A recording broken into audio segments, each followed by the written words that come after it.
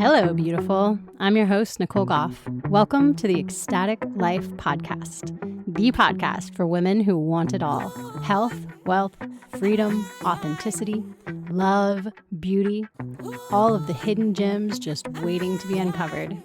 This is the podcast for women who are ready to discover their inner creatrix, to discover their inner manifester, and who want to find the ecstatic in every day. This is a freaking squeaky chair, too. What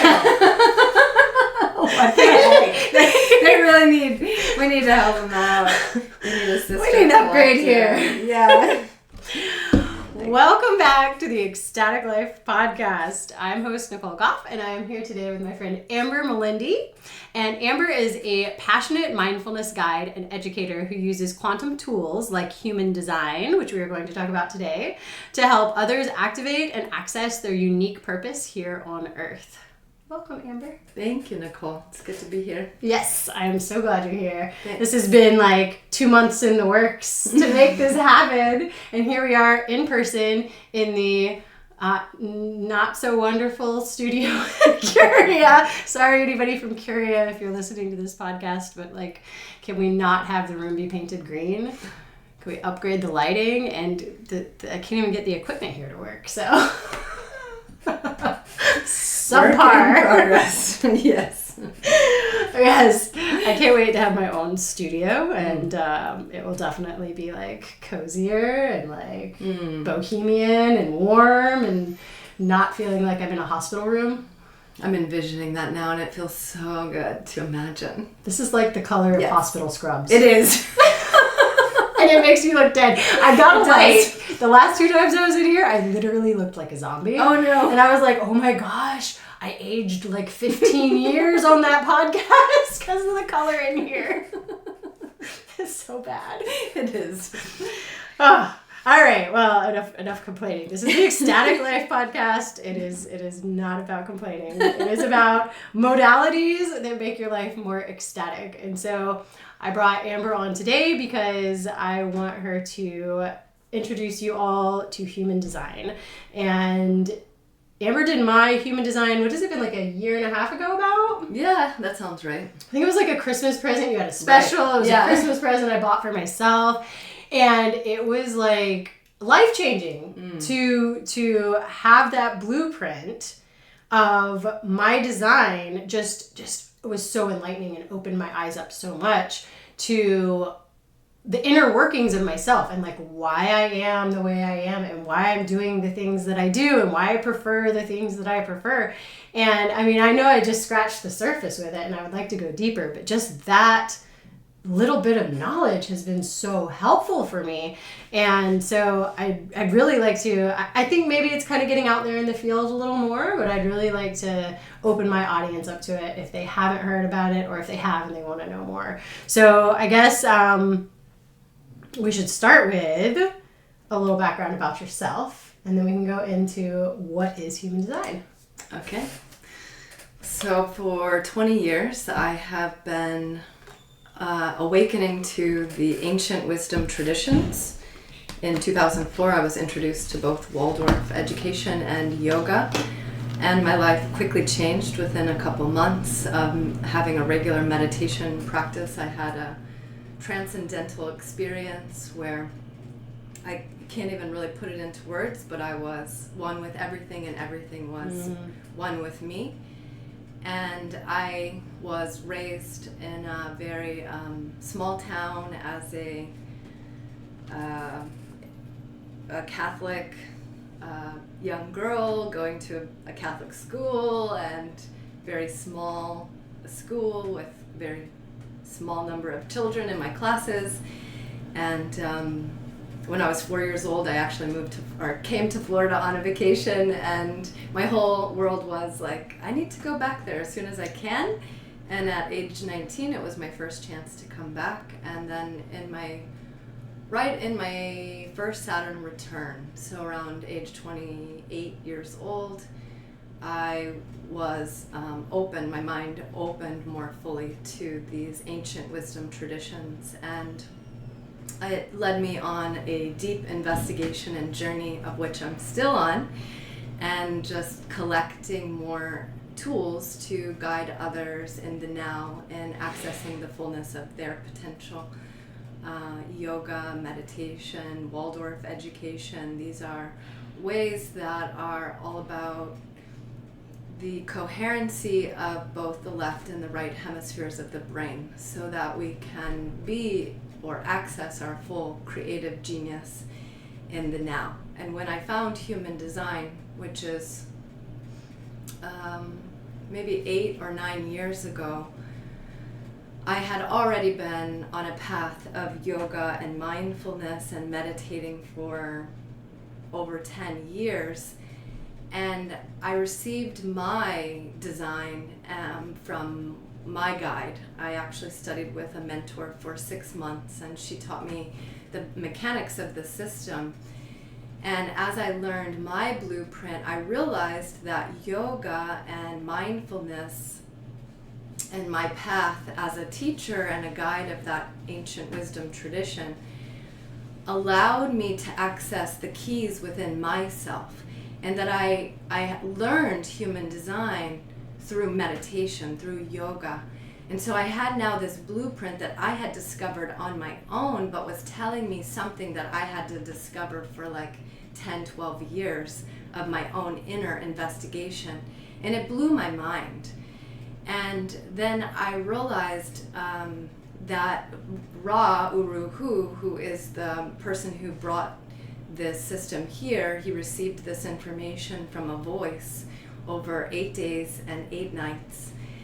And he said that he was told that this is for the children. This is a system that he received in 1987. It's brought here for the children because right now we're in a strong time on the earth plane, as everyone knows. Yeah. And it is difficult. And there's a lot of challenges to awakening to our inner wisdom, to our inner voice. And everything in the materialistic world is really against our nature, and it's forcing us to go inside. And so human design is such an incredible synthesis of Kabbalah, like these ancient wisdom traditions. So Kabbalah, the I Ching, the Vedic Chakra system, astrology, and quantum biomechanics. And it's very unique because when you study something like astrology, you look at the birth, time, and place of a person, and it gives you a chart, and you look at that person in relationship to the cosmos. Human design looks at 2 times. So you look at the birth, time, and place, but you also look at 88 degrees before a person was born. And so that's still when you're in utero, in your mother's womb. And why do you look at that? So it's such an interesting chart because there are actually 2 sides to it. There's the red side, which is called the design side, and it's our unconsciousness or subconsciousness. And then we have our mind side, which is our consciousness. So the idea is, if we can learn our body's operating system, which is unconscious, it's subconscious. So that's why we see so much difficulty in the world, is because we're all acting from a lot of unconsciousness. And if we understand how to support the body, and that's why yoga is so powerful, Tai Chi, Qigong, because it creates a spaciousness. So if we can effectively create a spaciousness, then we're able to really serve the other through our mind, through our consciousness. Mm-hmm. And it just resonated so deeply because in Waldorf education, it's the hands, the heart, and the head. And we're here, the hands are an extension of the heart, right? So we're here to serve the other with our heart. But we get really tripped up because we don't have that body attunement or awareness. And so human design, it's not a belief system.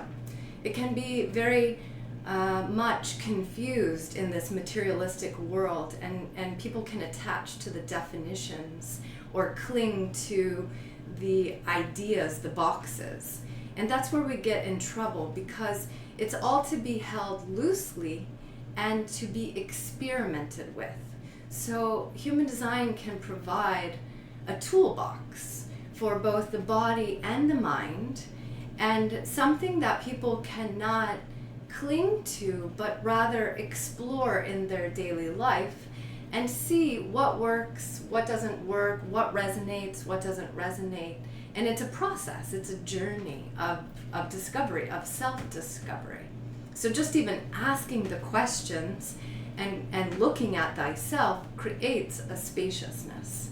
And just that alone is transformative. Yeah, and that was my experience, definitely. Just this bringing the idea that this design was there, and it resonated so much more than just astrology, which I had been interested in for a lot of years, and I wouldn't say I studied it deeply, but I definitely referenced it, and not just in the media, pop culture kind of way that you can see, going around a lot today. But it didn't go as deep. And so what you're saying is that it brings in that astrology, but it doesn't just look at your birth time, which I'm hearing that the birth time is the conscious, and then the 88 degrees before birth is the unconscious, the subconscious stuff that's going on, which is really cool. That's kind of like following you everywhere, and that you can track that. Yes. But then you said it also brings in the I Ching. Mm-hmm. And what were the other? Kabbalah. Yep. And the Vedic Chakra system. And the Vedic Chakras. And it's a quantum biomechanics system. So there's all these mechanics in two different operating systems, the body and the mind. Yes. Yeah. Yeah, and that's important. That's an important distinction too. Because like you said, a lot of us, we're all up here all day. We're all up here in the mind. We're all in our little hamster wheels, and we have been so disconnected from the heart and the body. Yeah. And in this culture, in this modern culture, especially in this modern Western culture that we see right now, there's so many that this separation. I mean, I don't know if you've noticed, but there's so many children that walk around on tiptoes now. Mm-hmm. It's almost like people are trying to leave their bodies. Right. That they're trying to actually, their consciousness is trying to separate. People are so afraid, and I see this a lot in the birth system too. Women, they're trying to escape their bodies in birth instead of going deep into their bodies, instead of grounding into the experience. And so, yeah, we're so disconnected. And there are two separate experiences, but being able to merge those into one. And unless you take the time through mindfulness and meditation and yoga and these kinds of practices to integrate that, to reintegrate it, it's really hard. And that's what I see so much, walking around in my day-to-day life. It's so much you're seeing people more and more separate and going up into the headspace. Yes, let me say. So what happens is we use the mind to make decisions. Mm-hmm. So that's when you're speaking, that's one thing that human design is so powerful for, because it teaches you that instead of making decisions from your head, from your mind, we give the tools to learn what are the body cues, what are the signs for each unique person, what is their authority, their body authority. And that is what we can learn to make decisions from there, so that we're not pulled, because you're right, there's so much desire to get off this plane, because it is permeated with that fear consciousness, lack, victim consciousness. Yep, absolutely. Yeah, I see that all over. And so when you're talking about getting in touch with the body, this is learning, it's splenic, and these are learning the body part that your design is most attuned with, right? Yeah. So maybe we could get into the mechanics of it a little bit, how it is actually done. Well, we can do a little bit. I don't want to go too much just because it can feel very overwhelming, but probably a lot of people are familiar with the 7 main chakras or chakras. And these are energy centers, right? So in yoga and a lot of the information out there, you see these 7 main energy centers. And what they do is they take in information, integrate information, and then output information, right? So it's like a constant movement. And according to human design, we are in a mutation actually right now, and we're moving from the 7-centered consciousness, which is the 7 chakras, which is the old system, into a 9-centered consciousness. Really? This is the first time I've heard about that. Yeah. Wow. Yeah, and so this 9-centered consciousness is actually birthing a new way, a new humanity. And that's why we are going through such deep transformative processes. And it is so difficult because, fire is what is transforming us, and that inner fire. And sometimes we burn in all these different ways, or through crises and shock. We are transforming because as a human being, we want comfort, we want safety, we want protection. And we received that as tribal beings, right? But it wasn't fully individual, because in the tribe, it was like with a bargain. You had to give up something to be a part of something. And so we're in this time now where we are becoming individualized, where each person is able to find their own inner truth. And so this system looks at, instead of 7 energy centers, there's 9 of these chakras, or energy centers, also connected to the tree of life.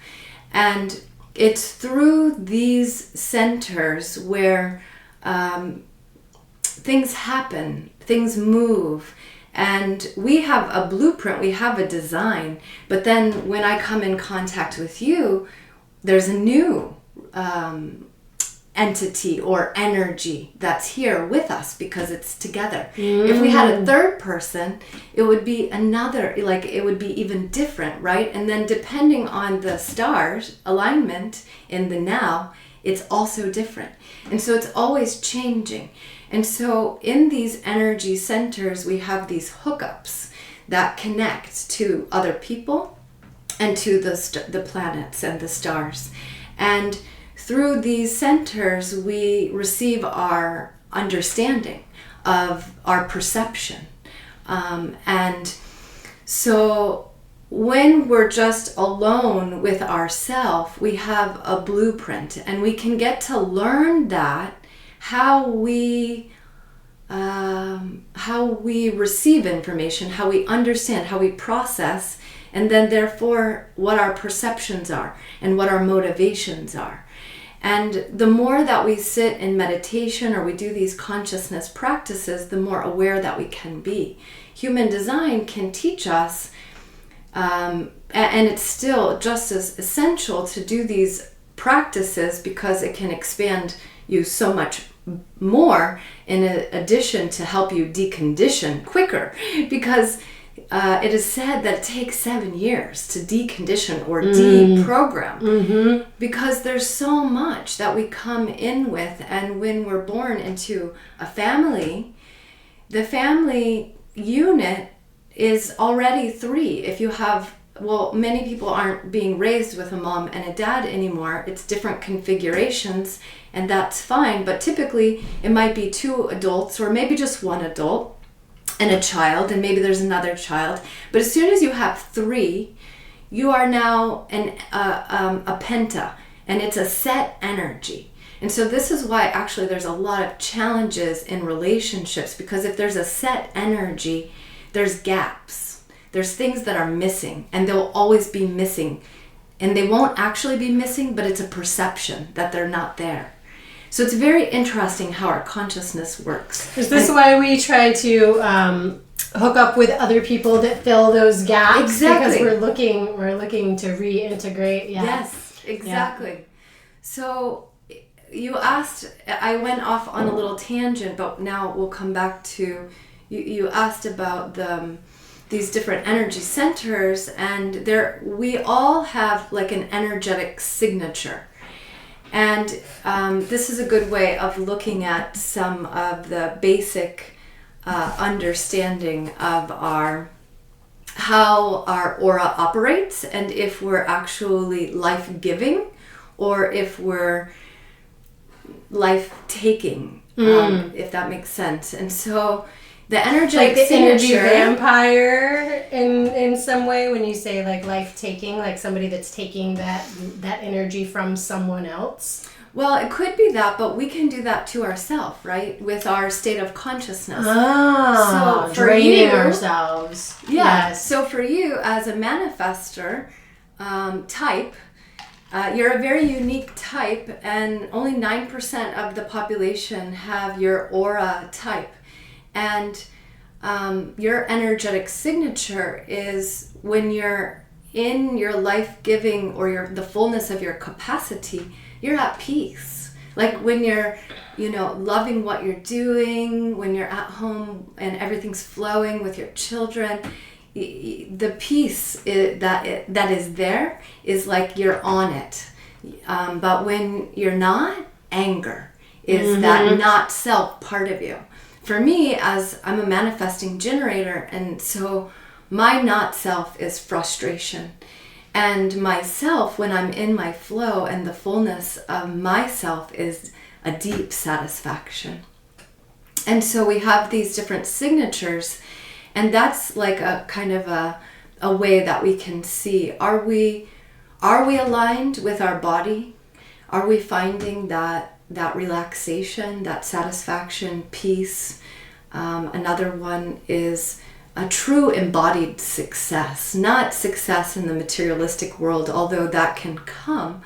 But when we feel so aligned and embodied that we feel successful.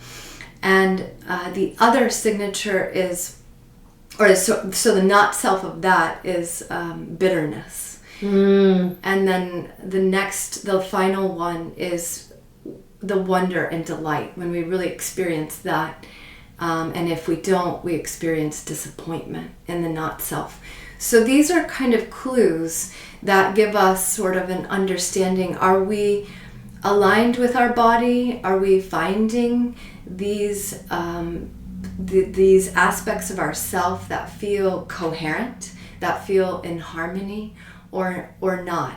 And if we're making decisions a lot from our head, we might be frustrated a lot or angry a lot. And then we know something needs to change. Yeah. We're not finding our alignment. But first you do have to look in. So like you were saying, going back to, the meditation or the yoga or these practices, even just checking in with yourself, checking in with your body, a moment of stillness, closing your eyes. What am I feeling? Where am I feeling it? Because without that time for the reflection, without taking that time, having the blueprint isn't, it gives you the framework, but you're not able to integrate it in that same way. Because I know for me, when I started practicing mindfulness, when I started practicing meditation, like some of the stuff that came up was painful because I had been suppressing it. I had been ignoring it. I didn't want to feel those feelings. I didn't want to feel the anger. I didn't want to feel the frustration. And so I ignored it. And so getting still allowed those feelings to come up and be witnessed. And it was a process, definitely. But what it gives you in the other side of it, the freedom in being able to witness your emotions and then let them go, witness them, say thank you, and move on, is just so much better. Yes, energy in motion, emotion. Yep. And one thing that, so there is an aspect of human design, the I Ching part, that looks at the 64 hexagrams, which is the ancient Chinese system. And Richard Rudd has created the gene keys, and it is a wonderful system in and of itself. And the first thing that system teaches is the art of contemplation, which is what you're really speaking of, because if we don't know how to go inside and take that time and sit with ourselves, and it's a practice because some days sitting with yourself is almost impossible. Yeah. Right? It is so difficult because especially when you have the trauma also. Yes. And that was for me coming from a place of, I had PTSD, and sitting with myself at first was very painful. Right. Even taking 3 minutes to try to meditate was physically painful to me. Yeah. So yeah, it can be. And then also like the cell phones, the distraction. Yes. So easy, everything is so busy, and so yeah, it's hard. It has to be a practice. Yes. I have been now meditating for 20 years, and I have gone through years where it is so difficult that even that 3 to 5 minute threshold is so challenging, and then you have to learn how to bring different components. That's how I got into more somatic work, because sometimes it's like the trauma is so on the surface that we won't let ourselves drop in. And so then we need that somatic unwinding where we vocalize and move like an octopus in the sea. And ecstatic dance. Or ecstatic dance, yeah. Something that helps us to move that energy, that because the fire that is on the planet right now, I mean, we see all the natural destruction that's happening, all the disasters that are happening, that is present everywhere, right? The waters are polluted, we are more than 70% water. So when our emotion is so stuck because the fight, flight, freeze is not, like the parasympathetic and sympathetic nervous system aren't able to move back and forth freely, we get locked in those patterns. So then sitting with ourselves for 3 minutes is terrifying. Yeah. So we have to then cultivate a different practice, because sometimes, sitting in meditation with your spine upright and focusing on your breath is like hell. I don't want to do that. So find me some. That's why, like, in the last 20 years, it's such a blessing that there are all these new practices that are really coming online to help move that trauma, and so many practitioners teaching these ways. Thank Goddess. Yeah, I had Nick DeVerde on recently, and he is a trauma-informed yoga practitioner, and he's here in Gainesville too. Nice. And so there's so much now. I think people are waking up to this, and yeah, you're right. Thank Goddess. Yes. So I'm really curious. You said that you go by a 9 chakra system instead of the traditional 7 chakra system. What are the additional 2 chakras that are being added at the moment? Yeah. So there are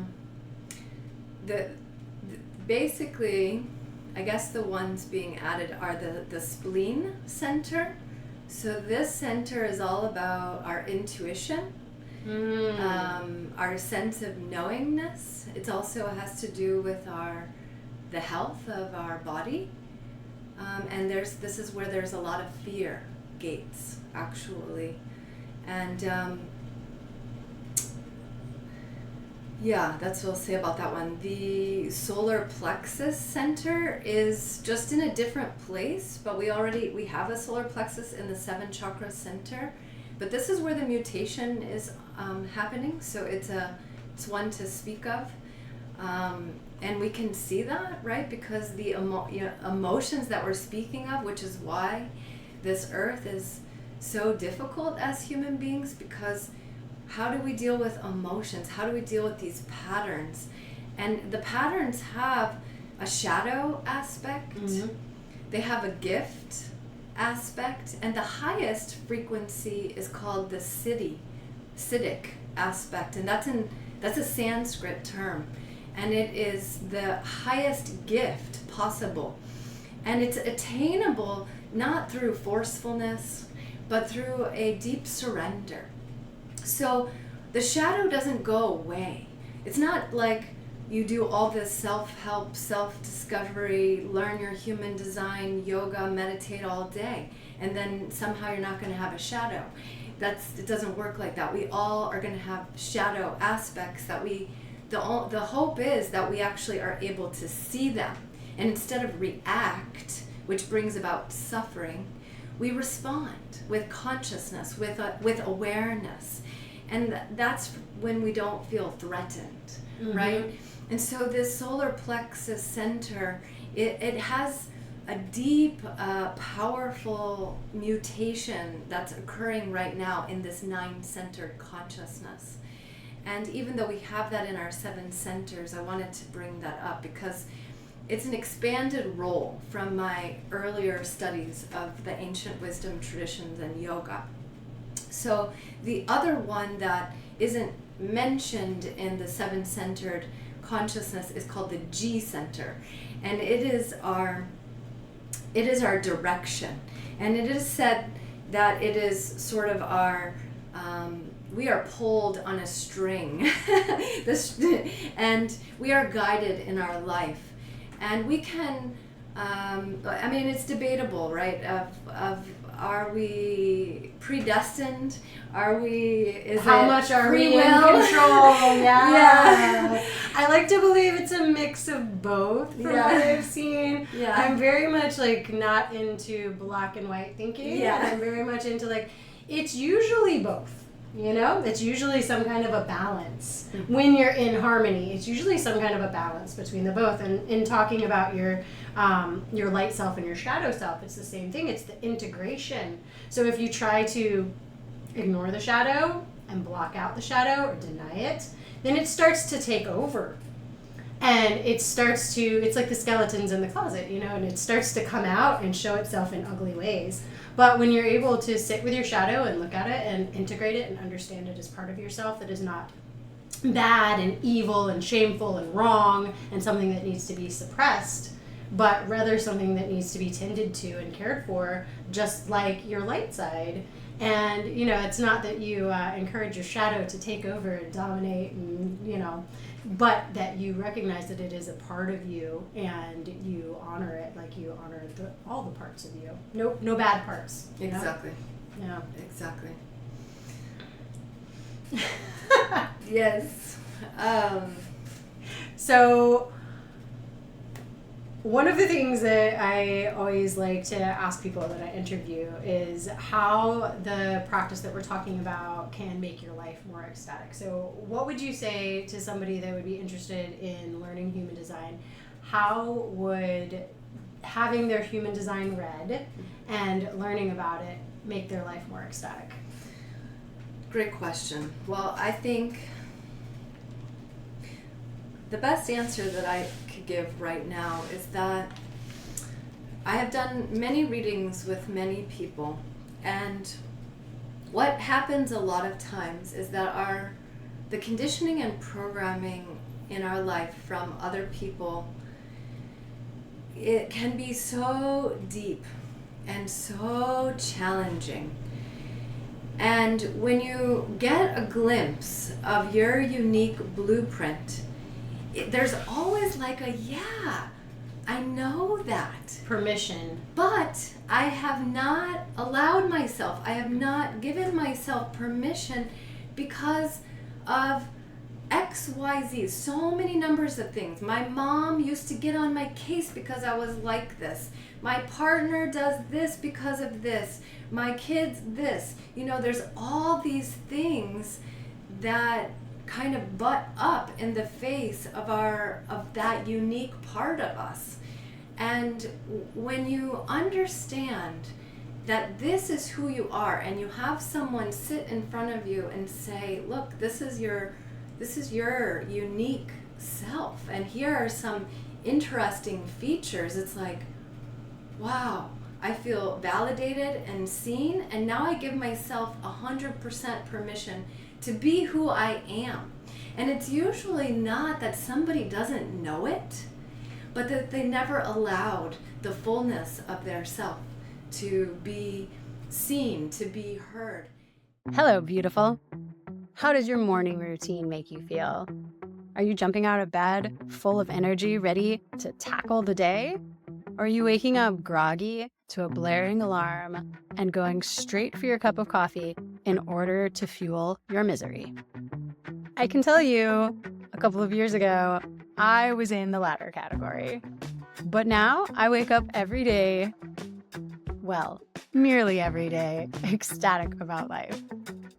And because of that, I decided to create a series of workshops called Ecstatic Habits, which are the daily practices that I use to bring more joy, health and wellness, passion, energy, and vitality into my life. The first in this series is my 7-day detox course, and it has just launched. In this workshop, I teach simple, effective, and gentle methods of detoxification that work with your body's natural detox pathways. These detoxification habits can help you eliminate bloat, skin problems, brain fog, fatigue, headaches, and so much more. And I've put it all together in an easy-to-follow, guided, step-by-step process, including a whole week's worth of videos, PDF instructions, recipes, and more support. So head over to my website, NicoleGoffSpeaks.com, and check out my offers tab and sign up for the 7-day detox if you are ready to make your life more ecstatic.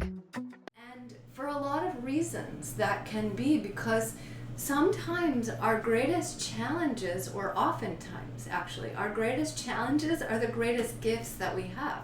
So for example, someone that I'm really close to has an incarnation cross of tension.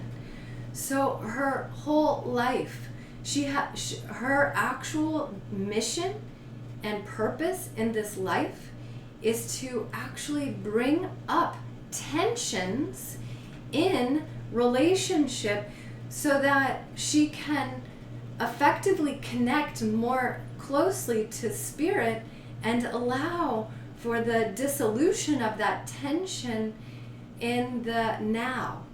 And that's her greatest gift, but she was always shamed for this aspect of her that she was always involved in, because in all her relations she would create tension.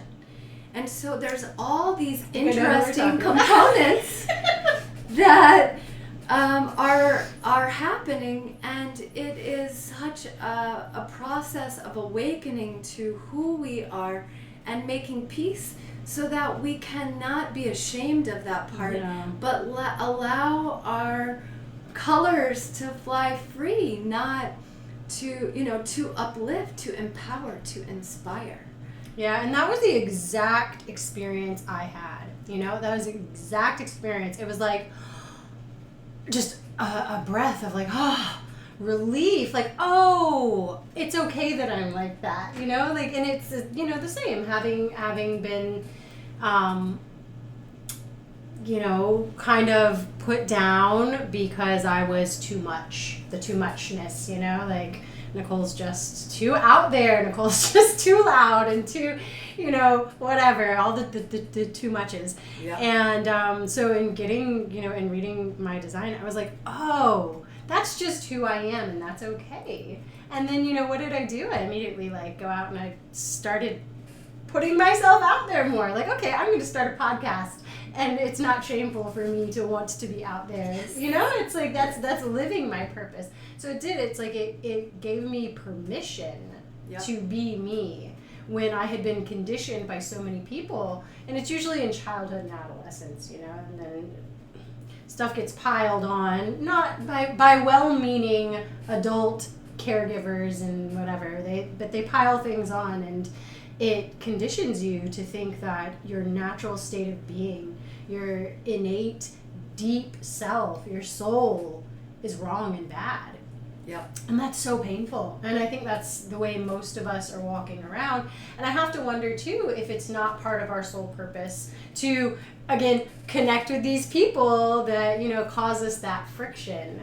Because, you know, if you just come in and everything's perfect, well, what's the point? There's no lesson to learn. That's right. So you have to come up with that, you know, friction, that conflict, yes. so that you can have a spot to grow from. But it's painful, and a lot of people never get past that. They never get to looking inside and finding their true self. They're stuck in the I'm bad and wrong and shameful, you know, reality, and then they live their entire lives in that. So yeah, definitely from my perspective, it made my life much more ecstatic to have this information, to have that blueprint. Yes. And to be able to look at myself in this way that gave me permission. It was a permission slip. Yes. To be me. 100%. Yeah. Awesome. Yeah. So I don't know if there's anything, maybe like a kind of a brief overview that you could give based on my design, that like if somebody were going to come to you and have their design read, like what could they expect to have happen? How would you walk them through this process? What would they get out of it? What would they give? Well, at this point, I have changed a little bit of the way that I'm working with people. So I typically have a pretty extensive form that I have someone fill out, and then I like to have a brief conversation or listening of where they're at and what it is that they're looking for. There's so many ways to investigate this system. Human design is the overarching system, but there are systems within human design. So there's also something called primary health system and rave psychology. And these two systems are sort of like cracking the code in a deeper way of understanding, and I think I got into that with you, of basically how you digest not just your food, but the information in your life as well. So when you get your digestion correct and you are in the correct types of environments, then you're able to be motivated and have correct perception. So with that part, I just want a personal experience interject. Mine was eating the same foods on a regular basis and sticking with a small subset of foods. And I had thought that I was a person that liked to like experiment a lot, but in practice I would get in these routines where it was like rice and veggies and meat every single night, rice and veggies and meat, and my family was like, rice and veggies and meat again. And then I saw like, oh, that's because that's how my body prefers to digest, and that again was the permission that I needed to say, okay, so that's what's best for me, but maybe that's not what's best for everybody in my family. Right. So I try to switch it up some, but again with the permission to like, oh, that's why I get into these patterns where I just cook the same thing over and over and over, because my body likes that. Right. So there's a couple ways to work with human design. And the first step is really to understand the beginning of the podcast. We talked about your energetic signature, understanding how your aura operates. That's the main thing. And even if you just know that and you just work with that one thing, it can be hugely transformative. Sometimes the problem is too much information. So human design can be a lot. So the smaller maybe doses, the better. So I like to work in a step-by-step process. Teach the basics, and then you can go a little deeper, a little deeper, a little deeper. And I offer reports. I offer one-on-one Zoom calls or sessions, and I can do just a simple reading and give you some basic, like a good toolbox, an emotional and kinesthetic toolbox. Understand how your body's design works and your mind's design works, and work with these basic things. And then more extensively, if somebody is really ready to do a deep dive, then I like to work with that person for 2 or 3 months.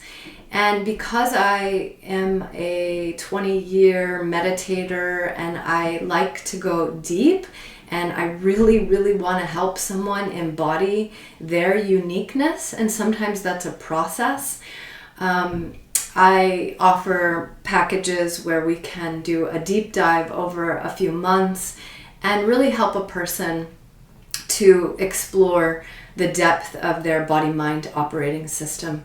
So there's a lot of ways, and it really just depends on what someone is wanting, and they all are effective. Yeah, I think I'm ready for the deep dive now to take like the second step into it. I've listened to the recording that you gave me, I think 3 times in full, and I've gone back to it a couple other times, but each time I re-listen to it, I get more out of it, you know. But I know there was a part of it that said in environment-wise, I do good in environments that are expansive and especially overlooking water, which I'm a triple Pisces, and it makes absolutely perfect sense why I love like being at the beach and being at the springs and, you know, just that expansive view. And so actually after that, I ended up buying a house on a lake. And I won't say it's because the human design told me to, but I'd always lived in the woods. And I'm like, oh, maybe part of my unhappiness is being closed in. And I've always liked houses that had open floor plans. And I've always liked, you know, like the kitchen and the living room and everything being connected. I like being in fields. I like that. It makes me feel safe. Yeah. And so it really resonated with me and made sense. And so it wasn't long after that I started looking for a new house. And I specifically went after something with a lake view, which luckily we're in an area where there's like 1,000 lakes around us. Yes. So it's easy to find. But, you know, I have now, you know, I have a back porch balcony that overlooks a lake. And it's just, I go out there and I feel energized. I feel at peace. And so having that information was just super helpful for me. But yeah, so I do feel like now, you know, I've taken that. And I think it's like a 45-minute recording. Like it's a very in-depth recording that you did. And I've taken that and I've listened to it and integrated that. But I'm probably now ready to take the next step and do more of the one-on-one and more coaching with it. So yeah, this conversation is giving me the motivation to jump in. I love that. I love all of that. And I love that you found the perfect place that could support you in your full motivation and perception, and that's why you're doing this amazing Ecstatic Life podcast, and you're just rocking it. Yeah, well, it really was nice like work. It came into my, in the same way that ecstatic dance came into my consciousness in this way. It came into my awareness, and then all of a sudden I saw, just right after it came into my awareness, and I was like, ooh, that's something that I would like to find out more about. I saw people talking about it on Instagram, actually. Some people I follow on Instagram are talking about it, and I'm like, what is this human design? This is, and they're using words like, you know, oh, I'm a splenic, and I'm like, what does this mean? I want to know more. And then, yeah, a Christmas special popped up from you, and I was like, oh, perfect. And I just knew this is something I need to do. In the same way with ecstatic dance, I started, it just popped into my head randomly. Ecstatic dance. That's something I think I need to look into. And I started Googling it. And I was at a party that weekend, and the woman hosting the party said, I host ecstatic dances at my house, and there's one next weekend. And I was like, I literally just Googled what ecstatic dance was. It's a sign. So yeah. And if somebody is feeling called, if they're listening to this and they're like, oh, I want to know more. Like, I want to learn more about myself. I want my blueprint made. How can they get in touch with you? How can they work with you? Like, how can someone reach out if they want to have their human design done with you? So my website is Amber Melendy, MELENDY.com. And another site is heartrootparenting.com. As an educator, I'm really passionate about bringing this system to parents and teaching the parents their unique design, as well teaching them their kids' unique design, so that we can just help the long process of deconditioning that all of us adults have to go through, and save the kids. And when the parents understand their kids' design, it allows them to help to not be so reactive to the behavioral patterns, because it's all in the chart.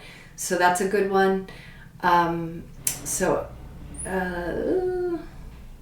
Do you do any in-person events or anything like that in Gainesville? Is there an in-person aspect to this, or is this something more that you just do individually with someone through Zoom? Yeah, right now I'm doing mostly on Zoom. I do have an office, but it's pretty small. I've thought about doing human design workshops and just teaching people the basic mechanics. I actually am going to start teaching online, a small group of people that want to go deep and learn the system to break down the mechanics over time. But right now, online is my best vehicle that I'm working with people on. Eventually, maybe I'll find a space that resonates and I can do more in person. Cool. Or like multi-person work. But right now, it's pretty much one-on-one or small groups. Everything's moving to the online space, and I have mixed feelings because I love like this is the first in-person interview I've done on the podcast, and there's just such a different vibe because like you said, when your energy is overlapping with someone else's energy, you're creating this third energy, you know? Right. And so it's like it's different when you can get face to face with someone. That I feel like there's a bit of a disconnect when you're working online, that I don't know how to bridge that gap. I'm just I guess just, you know. It's an important thing to contemplate because we need both. We're so sucked into the technology piece, but back to nature is where it's at.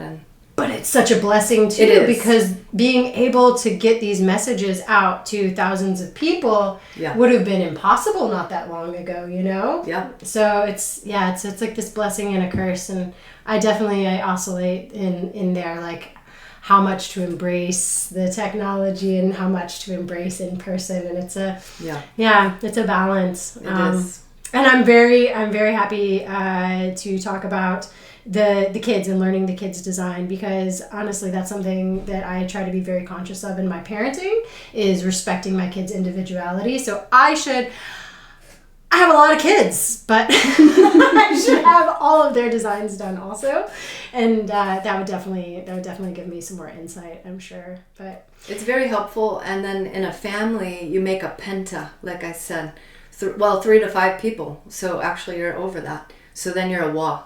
So, and that is even a different energetic structure. And that's more for another day.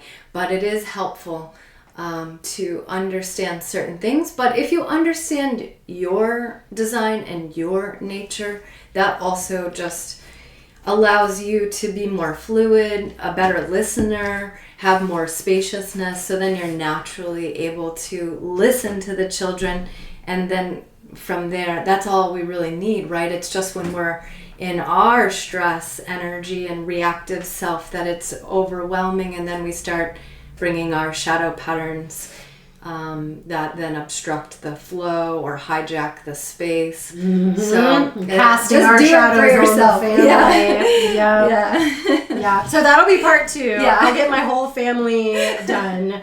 And the wa giant, you're awesome. 7-person family done. Yes. And then we'll have a part 2. Thank you so much for coming on.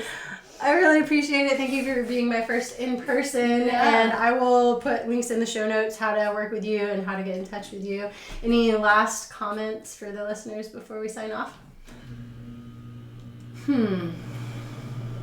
Yeah, we're in an interesting time, and human design is just one system, but really the idea of it all is to be back to nature. You know, the materialistic technological world has its place, but like you said, it has to be balanced. So find the balance every day. What brings you, what makes you ecstatic, you know? What feeds your soul? What makes you come alive? Do more of that, because you don't have to spend money or learn a system. These are helpful tools, but the real, the best thing you can do is to find what brings you alive, and do more of those kinds of things. And little by little, you'll find more balance in your life. And life is such a gift, and presence is a present. So thank you, Nicole, for having me today. It was so much fun. Aho. Aho.